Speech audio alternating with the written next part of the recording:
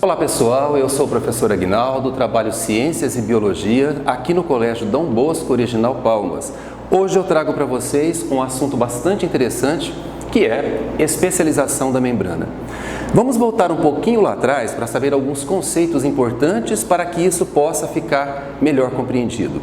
Então, existem dois tipos de células, as células procariontes e as células eucariontes. As células procariontes são aquelas células mais primitivas, as primeiras células a terem surgido. E aí não há complexidade na composição dessa célula. Ou seja, ela tem um material genético disperso no citoplasma sem que haja a proteção de um envoltório nuclear, o núcleo. Mas as células eucariontes não. As células eucariontes elas são mais complexas. Elas conseguem fazer com que o seu metabolismo seja um pouco mais avançado.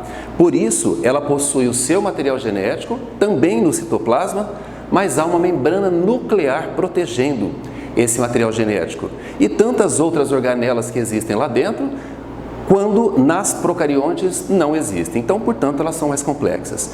E partindo deste assunto, deste princípio, nós devemos lembrar que a célula eucarionte possui uma membrana plasmática que tem uma função bastante específica, que é envolver, proteger, delimitar a célula, mas também ela controla a entrada e a saída de substâncias.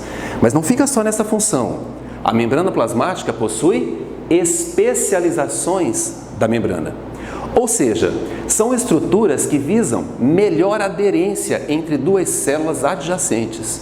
O esquema aqui mostra exatamente isso. Eu tenho aqui duas células, essas células estão unidas entre si, são células adjacentes, e existem estruturas que vão fazer com que elas fiquem mais próximas. Um termo mais correto, mais grudadinhas mesmo.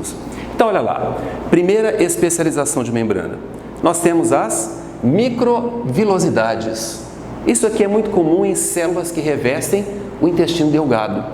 Microvilosidades são projeções da membrana plasmática e tem uma função importante, que seria aumentar a superfície de contato com os nutrientes que ali passam após serem digeridos pelo intestino delgado.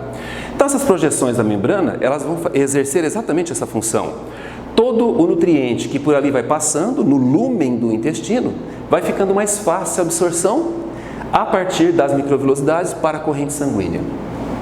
Uma outra estrutura bastante importante seria a zona de oclusão.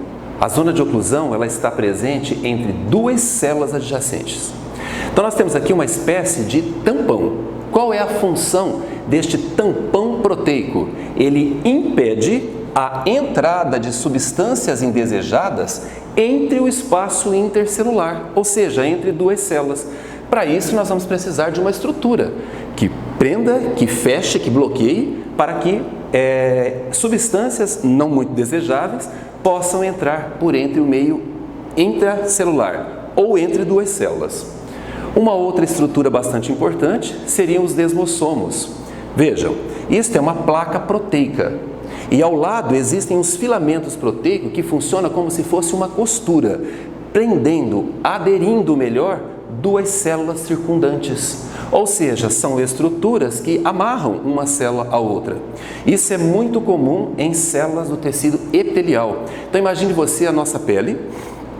Se você sofresse, por exemplo, uma lesão, alguém esbarrasse, essas células poderiam se abrir e ocasionar uma lesão grave. Mas essas estruturas não permitem que elas se afastem. Então nós temos aqui essa estrutura formada por uma placa e filamentos proteicos chamados desmossomos, muito comum em tecido epitelial.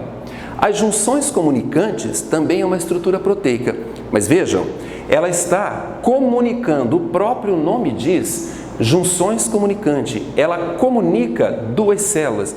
Isto permite bastante a troca de substâncias entre essas células, porque nesse espaço não existe membrana plasmática, elas estão se comunicando definitivamente. Outra coisa importante que entra como especialização de membrana seriam então as interdigitações. Então vamos pensar, o que é interdigitações? É como se fossem dedos. A membrana plasmática se projeta para um lado, a outra se projeta também, então há um encaixe perfeito. Isso é muito comum em células musculares. Essas interdigitações, que são curvaturas, nós estamos vendo aqui, olha, a membrana plasmática de uma célula fazendo curvaturas e a outra vem e se encaixa perfeitamente. Então, isso também ajuda no processo de troca de substâncias entre as células, mas também garante melhor adesão entre elas. Os hemidesmossomos, a gente tem que lembrar o seguinte, é uma palavra muito similar ao desmossomos, só que desmossomos a gente percebe que os filamentos proteicos estão para os dois lados das células, prendendo essas células. Já hemidesmossomos é uma estrutura proteica, cheia de filamentos proteicos, mas está apenas na parte superior da célula, ou seja, toda a célula está presa, está firme, fixada em uma lâmina basal, que é essa estrutura que eu desenhei para vocês aqui. Então, o hemidesmossomo ele não está para baixo, porque aqui já há uma outra estrutura. Hemidesmossomo ele é encontrado aqui apenas para fixar as células do tecido epitelial, por exemplo, a essa lâmina basal. Então, são filamentos proteicos. Pessoal, essa foi uma aula bastante rápida, mas cheia de assuntos interessantes, bem típicos de Enem, e você pode aproveitar para tirar as suas dúvidas a partir daqui. Obrigado a todos e até a nossa próxima aula.